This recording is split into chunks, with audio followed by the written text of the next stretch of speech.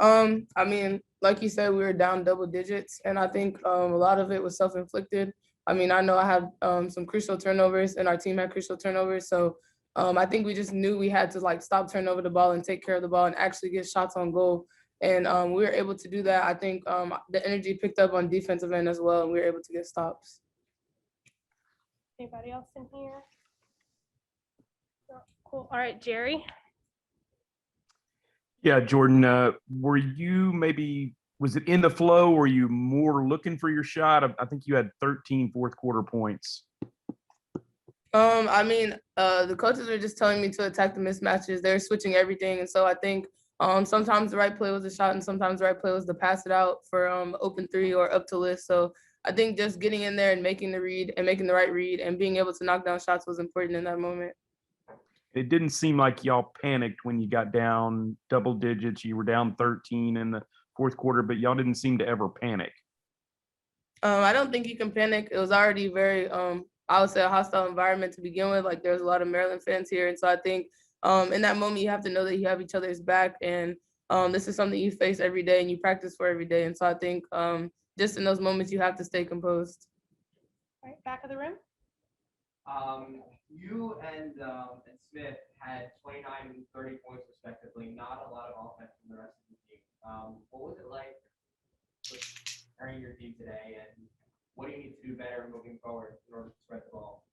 I think people just weren't knocking down shots. I mean, people have off nights, and so I think they kind of look to us as veterans and as team leaders to kind of carry the team in that way. And so I think Liz had the hot hand. I had the hot hand at times, and so I think just as a basketball player in a team, you want to feed your hot hands. And I think although they weren't scoring, they did a good job of getting us the ball in open spots and rebounding and like setting good screens for those who were making shots. So I don't think what they did went unnoticed. I just think it wasn't necessarily in the point column tonight. All right, Eric. Hey, Jordan, just for you, obviously, before you look at the tape right after the game, what's the biggest thing that you took away for this team from facing a top three team on the road and playing them within 3 points?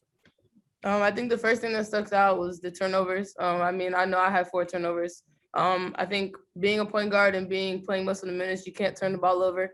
And another thing was free throws. We didn't get to the free throw line. They were more physical than us, and the tone was set from the beginning of the game. So I think as we move down the road, we need to kind of continue to attack the basket and be able to get to the free throw line.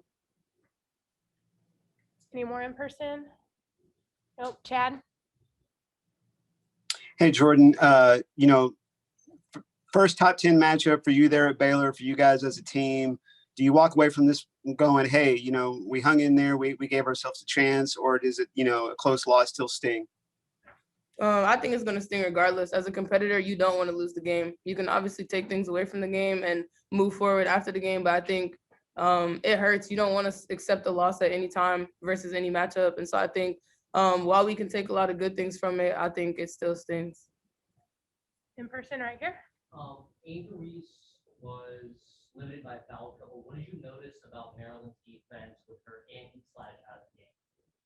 I mean, whether she was in the game or not, they switched 1 through 5. So I think we were just trying to find the right matchup for us where we had the advantage because she's a very athletic post player. And so I think you don't necessarily think that's a mismatch when you have a more athletic than not athletic. So I think we were just trying to find the matchups that favored us.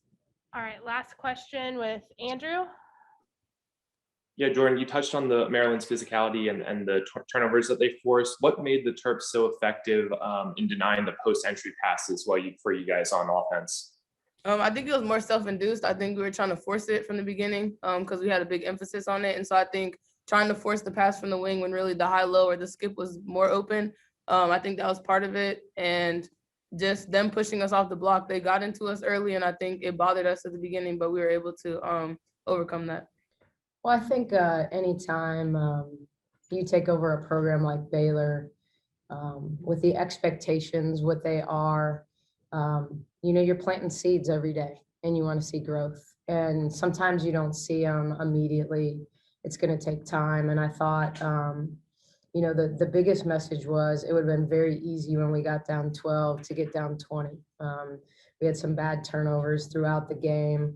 And, when you when you look at the difference in what we did in the second half, like points off turnovers, we didn't have any points off turnovers in the first half. So we had 13 in the second half, and, it was like 12-0 at the half points off turnovers. So, I thought we stayed poised for a team that's not super deep, with a starting backcourt that's never played together before against a team of, basically all returnees. I know they were down people, but, honestly, a big part of our game plan was to post up Benzin. So, they just put one more big player out there. So that made those mismatches way less of a mismatch. So, but it was about our fight. It was about fight until the last minute. And if you'd have told me we could come in here and have a wide open 3 to tie the game to send it to overtime, I would have been really happy. So, I thought, my team knows I love a clipboard in my hand in late game situations. Like they know that. And, I was just super proud of them that when we were down 2 possessions and we ran a play against the zone along the baseline, that we executed it perfectly. And Jordan Lewis stepped up and hit that 3. And, it was everything in my power to not call a timeout when we got the last rebound. But I just felt like game flow and time, we might get our best shot in that scenario. And we did. We got a great shot for a great shooter who had made a couple in the game. So, just really proud of their resiliency, how they battled. I thought Melissa and Jordan Lewis had unbelievable individual performances. And, I think when we get clicking and have better balance, then we can be a really, really good basketball team. With a relatively new team, obviously your first year of the program, how beneficial is it playing a game against an established team like Maryland on the road in a hectic environment for only 4 games? Yeah, I mean, there was no one to blame but me for scheduling this. So, originally we were going to play, when I first took the job, we thought we had Louisville in a neutral site game. And that when that fell through, I felt like we did need an early season challenge and to play on the road and to really get road challenge so that when we got to Big 12 play, we were prepared for tough road environments. We go to Iowa State, there's going to be 10,000 people there. So, I thought it was a great opportunity, a great measuring stick. And on the flip side, an opportunity to bring them back to Waco in a year. And so, it spoke a lot. Like, I couldn't tell you, I'm sure a bunch of our fans were ready to fire me after the first couple games when we didn't win by 70 points, so, there's a growth, there's a learning curve, and Maryland's unique. They're super unique. Their size is unique. Switching ball screens, switching everything is unique. You got to get used to it. They're 1-2-2. Like they obviously are known as an offensive juggernaut, but their defense is they have an identity on the defensive side as well. And so I think obviously they were down bodies and are going to continue to get better. Hopefully Diamond gets healthy for them. But really talented team. They play really hard. They're a beast in transition. You can't get tired. All right, to the computer, Eric. Yeah, Coach. So you lose the turnover battle, the second chance points battle, and then like you mentioned, but you still have a 3 there at the end to tie. Where were those areas in which you thought you were able to close that gap? A lot of it was just execution. We got the ball to the people that were making shots. We went to Nalissa in a variety of ways. I thought we executed a lot of our actions.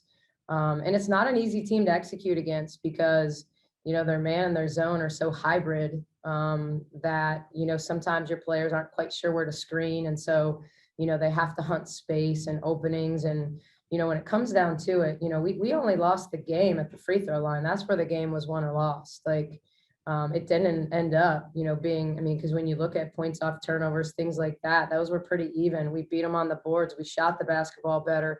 We did a lot of things. Like that's why it was a 1 possession game. The difference was the foul line discrepancy.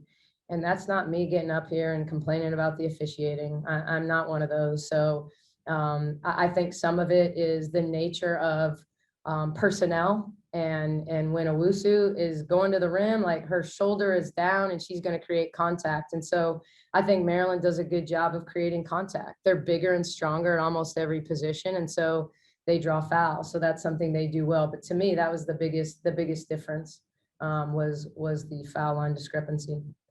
Chad?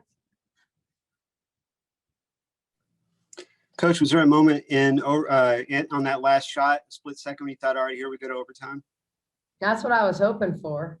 I mean, it was a good shot, and Sarah Andrews is a good player, and Jordan Lewis made the right play, right there. So, that's tough. I mean, Sarah Andrews didn't play in a lot of big moments a year ago. So to come in here, and I thought she made a lot of plays early for us to kind of keep us humming, and, made some good passes to Liz.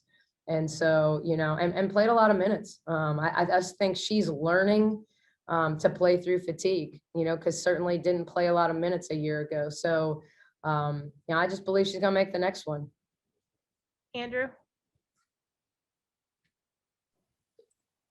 Coach, I thought Maryland did a good job of denying, post-entry passes on your part. Jordan said that partially maybe that was them pressing too much. I was just curious where you, at this point in time, where you see the team chemistry is at, where with new guards coming in, old established post players, you're obviously in your first year. Just curious what your take is on that and how you continue to expect it to grow. I mean, every day we work on post feeds, but people play you differently. They certainly, because they switch, they front a lot. So we have to be better playing kind of to the high-low. We got one early. I thought a really good one. Maybe the first basket of the game, Queen flashed and threw high-low to Liz when they got on top side. But they were physical. I mean, I thought if there was a question I had in the game, I thought they met Liz in the back, with two forearms in her back, every time she kind of crossed the lane or whatever. And so it was physical down there. We have to continue to not just get better at post feeding. We got to get better at posting up, getting better at sealing and holding our seal, getting better at understanding when people are on our top side, that we do flash and play to the high-low. Understand that Melissa Smith is really good when you throw it to her off the block. So, we can bounce it to her off to the short corner and let her reverse pivot and face and play. And so it just takes time. It takes chemistry. None of these guards in post played together a year ago. And I think everybody's thought that Liz and Queen would carry us, but and which Liz did in moments, but it takes more than one player in a really good game to do that. And so I thought, after a little bit of a shaky start for Jordan Lewis, she was a beast. Jerry? Nikki, you mentioned other areas where y'all played well or where you matched them. Out rebounding a team that size with what your size is, particularly in the backcourt, how rewarding was that to see? And then I think Queen only played like maybe 5 minutes or so in the second half. Was that just a matchup thing, an issue? What was that? I thought we were better today with Caitlin on the floor. So it's not I personally challenge Queen regularly that I feel like she can be the defensive player of the year nationally if she dials in, but I thought, Caitlin she's a quarterback at the defensive end. She just doesn't make a lot of mistakes. And she kind of makes everybody else play better. So it's like having a second point guard out there, because she instructs, and not that she's perfect. Nobody is. I thought she could have been in help side on an entry pass, when she was matched up to Angel Reese, who's more effective on the block than she is on the perimeter. But I just thought we were better, and the plus minus speaks to that. Sometimes as a coach, you have to play the players that are playing the best that day. And so that really was, kind of the only thing to that. I hope that Queen rallies and is awesome in the next game. And I'm not mad at Queen. All right, last question. What was the Oh, sorry, Jerry. Continue. What was the difference in the rebound? How were y'all able to match them and even beat them on the boards? Fighting. I mean, sometimes it's long rebounds. I mean, both teams took enough threes that balls came off. I mean, Owusu, I felt like she was dominating. And then you look at her statistics and realize she wasn't quite as good as you thought she was, but dang, she made so many contested shots where we were there. It wasn't like sometimes she leaves people in the dust. Like she literally leaves people in the dust along the baseline. And I thought we did a good job of containing her and making her take pull-ups. And so then it's just about battling and tipping. And then obviously there was a stretch where Nalissa Smith just went and freaking got the ball. I mean, she's that one kid that can just go into a crowd and go get it when she wants to. All right, last question in person. Yes. I wanted to see what you thought about Angel Reese's defense on the West Coast. It's really hard to answer that question because that's just so inconsistently with them, the matchup. I mean, it's when you're switching every screen, like I don't think I would have ever said like, oh man, Liz is destroying Angel, or it's just as actions happen and we're moving Liz around, they're handing her off. So oftentimes it's different people guarding her. I didn't think if I had to, I'm not up here to grade Angel's defense. So, Coach Freeze can do that.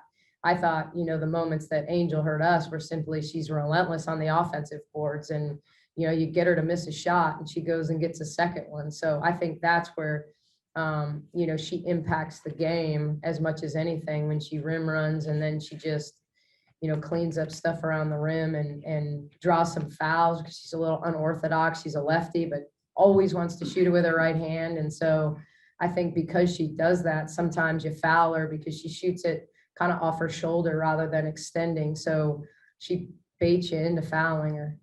All right, thanks, Coach. All right.